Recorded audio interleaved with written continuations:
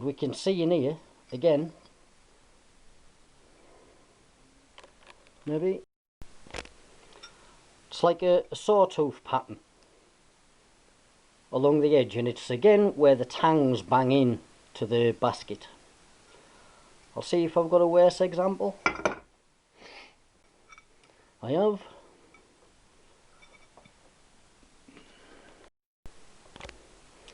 Now here's a fairly bad one. It's the one I replaced with this old one.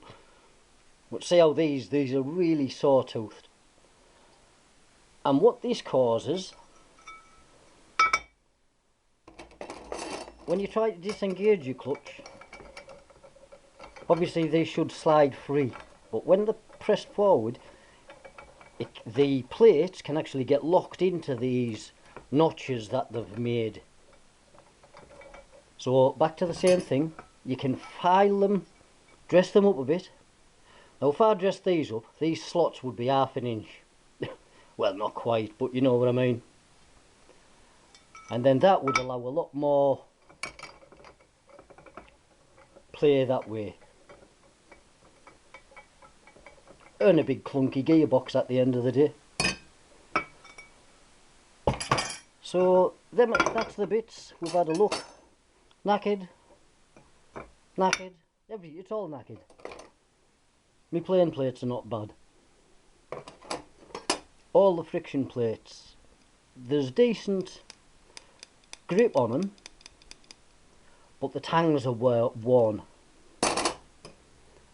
What else is there in here?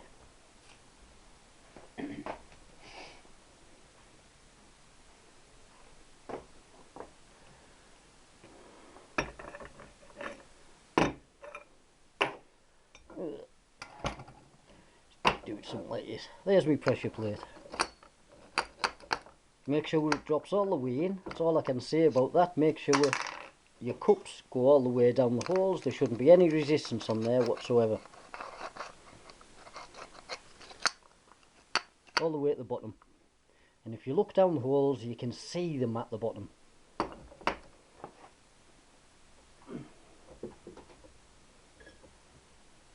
Now I haven't a clue what, I think these are the 3 springs. So they're stronger than the original 4 springs, which is half the reason I couldn't hardly pull the clutch. And a quick eye up, I'll put them on the bench in a minute. All different lengths. That one's the longest. Second longest. And again, you don't need micrometers for stuff like this, you can see. But it still worked. Which, I mean, it's all, if you want a bike which is absolutely perfect, use all the measurements. But you're looking at expense all the time. You can keep these things going on a shoestring if you do so wish. Right, I'm just going to move a bit further over on my bench. Should have done this in the vise as well. Right, my primary chain. I put the primary chain, a new primary chain on, not because this was knackered, although it's done a high mileage. It was because I was replacing everything else. Everything but the engine sprocket, as you saw by my video. It's still a good fit.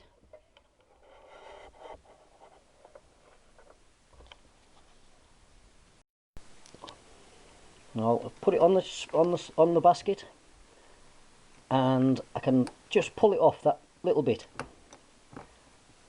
Personally, that's not too bad. Obviously my new chain, I couldn't budge that a midges off there, but you can see it's actually got play in it, and that's how I would tell if that chain was worn or not. This one I would let go again. If I was putting this clutch back on, I would use this chain. As a spare chain, I will keep it. As a spare basket and everything else, I'm going to keep the lot, like I have done for years. So we've been through the plates, all about knackered, put to work if I have nav one, rollers are knackered, one complete knackered clutch.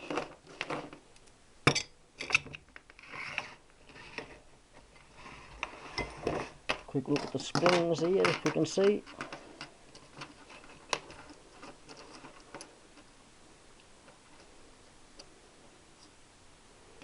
Just to get them neat enough. There, you can see that one's longer. Yep. And I also noticed, if I find me a pressure plate, pull one of them out. When I put them in, right, one of them's got a stretched end. That one.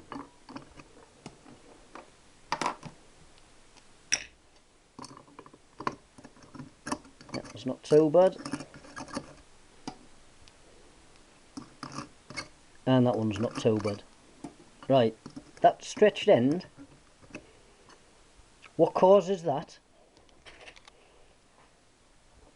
is when you unscrew the nuts have a dimple on and it digs in to the loose end of the spring. So as you try to unturn it, these are not too bad because they've worn off. You can get a hacksaw blade or a screwdriver in there, push the spring down and then undo the nut. If they've been screwed so far in you can't get to them. So you've only got one option, that's to force them, but it will distort the end of your spring. To undistort it,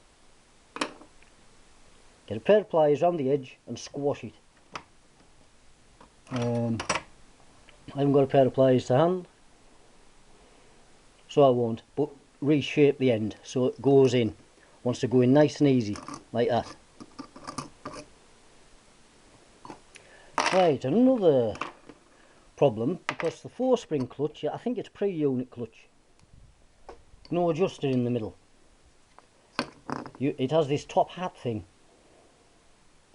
Yeah, no top hat, and I put a ball bearing in the end of there. Now, that means I haven't got no push rod adjustment on it.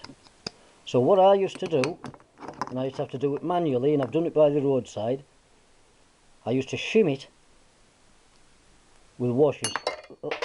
Throw it all over the floor.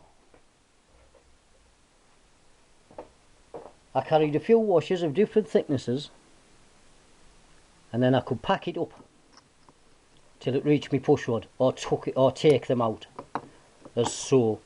So again, you don't have to be stuck and fit the correct bits. It's best to have the correct bits, obviously. That's it. And that's how I used to shim me clutch push rod. It just meant it was a pain, and I had to take my clutch pressure plate off all the time. So that's me knackered clutch out the way. Right, a bit of electrical stuff.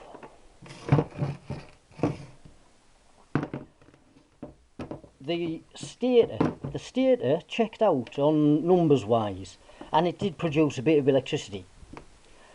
Now, but in general, it's not in too bad a nick. If I'm looking inside, there's not many contact, well, there isn't any contact marks. You can usually see them scraped. What I did notice, these are the big end shells, if you like. I took off my new rotor, and that was the first thing I noticed. I can get them off here dead easy, where I struggled to get them off. Worse than this, I struggled getting them off the new one.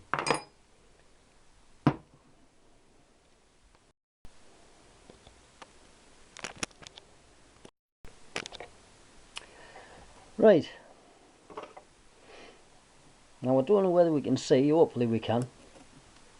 I'll use my thumb. Contact marks. Contact mark. Not many, it's just caught maybe now and again. But as I say, this is 40 years old, so it's been on and off a few times, I dare say. And it's also a very old one because it only had the top dead centre. It only had top dead centre, if I remember right. So I put marks on in both positions. I don't have to now because my new stator has timing marks for each side.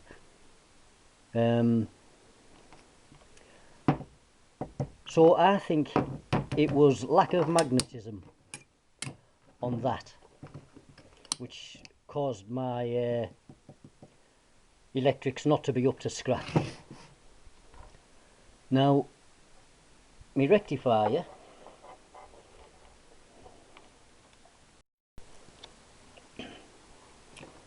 now if we look, it's cracked, it's burst. I might have snapped this little bit off here when I pulled the wires off, but I don't think I did. But you can see the Scotch cast or whatever they call it is burst. So I can actually click that off. I might pull all this apart.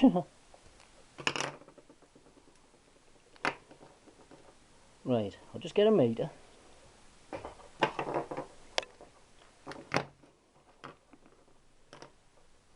Now, I'm going to put it on ohms. I'm using 1, whatever that is. Right. Now, there is numbers to be used, but an easy check. Touch each thing. It'll go all the way up when the diode's okay. And then if you swap them over on the same poles you've just used, it'll go about 3/4 of the way up.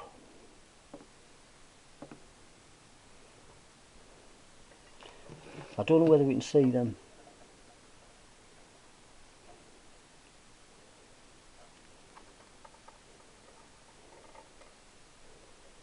That one, I dare say that the diode, whichever's in between them, is knackered. There. That's a little bit of a one. Back in the other way, and it should go higher up. Yep. Same again.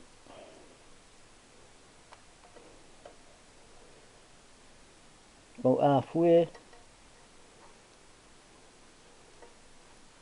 And less.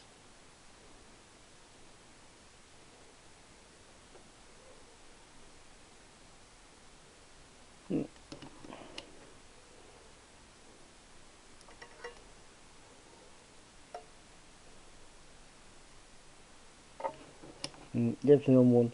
Anyway, that is knackered, and I'd say that's knackered just because of the physical damage on it.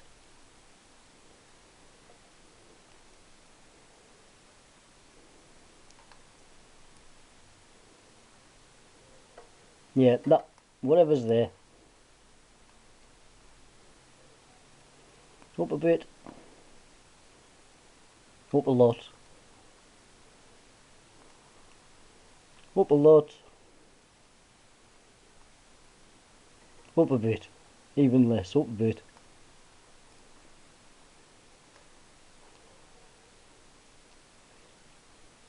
Up a bit. No. That's the knackered one, I think. Anyway, one knackered rectifier. I don't know whether you can see that gauge. Hopefully we can.